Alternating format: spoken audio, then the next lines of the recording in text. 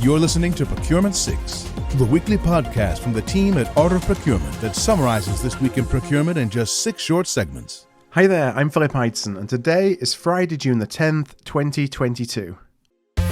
6.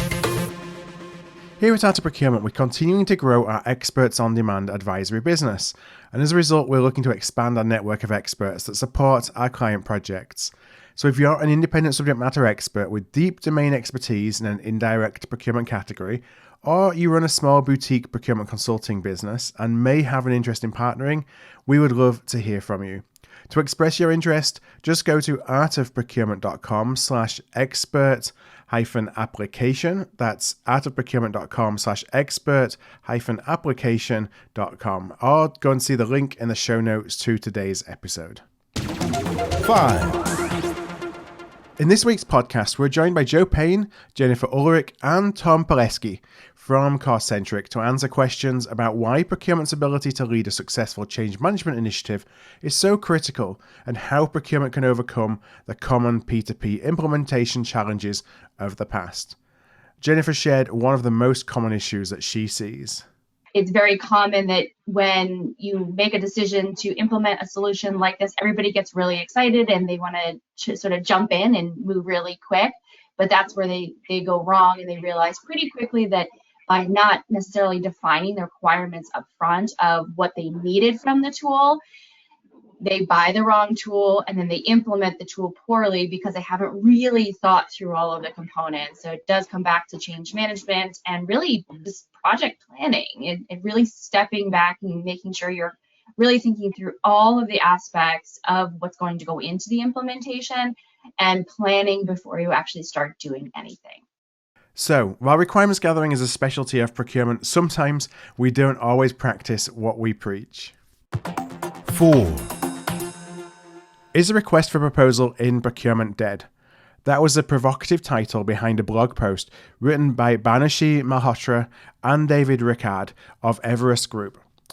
Now, while the RFP is a long way from being dead, the authors did provide alternatives to RFPs. And if you do need to use an RFP, 9 best practices that they have seen for how their clients have had success in accelerating the RFP process. Tips include conducting one-day supplier workshops instead of lengthy discovery and selection processes, reducing multi-page proposals to single-page templates to clearly explain requirements and engagements, and running the initial round of negotiations and contract drafting actually in parallel to the sourcing process. So for more, we've linked to the article in the show notes for today's episode at artofprocurement.com/podcast. This is Procurement 6 from Art of Procurement. To get notified every time an episode is published, go to artofprocurement.com/subscribe.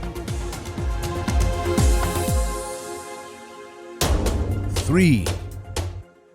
I'm writing this week's Procurement 6 from the 2022 Gartner Supply Chain Symposium and Expo, where I was learning about a number of providers of supply chain and direct procurement technology. However, the question on a number of minds that I spoke to was actually that the inhibitor to the digitization of procurement and supply chain is not the lack of technological capabilities. We are now starting to have that in abundance. It's actually the challenge of digital literacy across procurement teams. Keeping up to date with the latest technological advancements as they apply to procurement is a critical skill for the modern procurement pro. You must dedicate time to this as part of your learning and development if you do not already. The other observation from Gartner was a number of exhibitors which honestly had very similar positioning and value propositions. If you're a provider, are you positioning your solution in a way that stands out from the competition? And in a way that demonstrates that you are a must-have rather than a nice-to-have should investment budgets start to get cut? 2.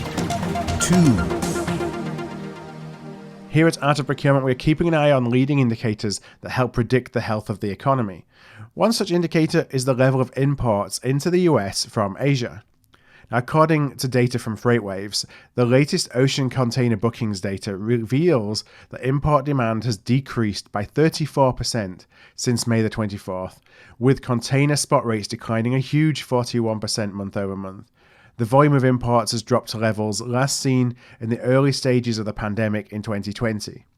Now, FreightWaves reports that this is due to the compound effect of an inventory glut.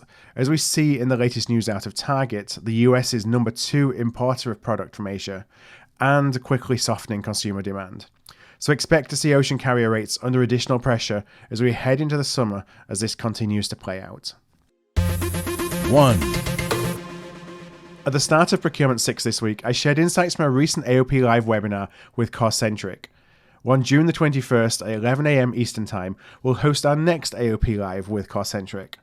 In Digital Procurement is Not Easy, Don't Go It Alone, we allow all of us to ask the Cost-Centric team questions about why the business case we develop for tech investment really helps us during and post-implementation.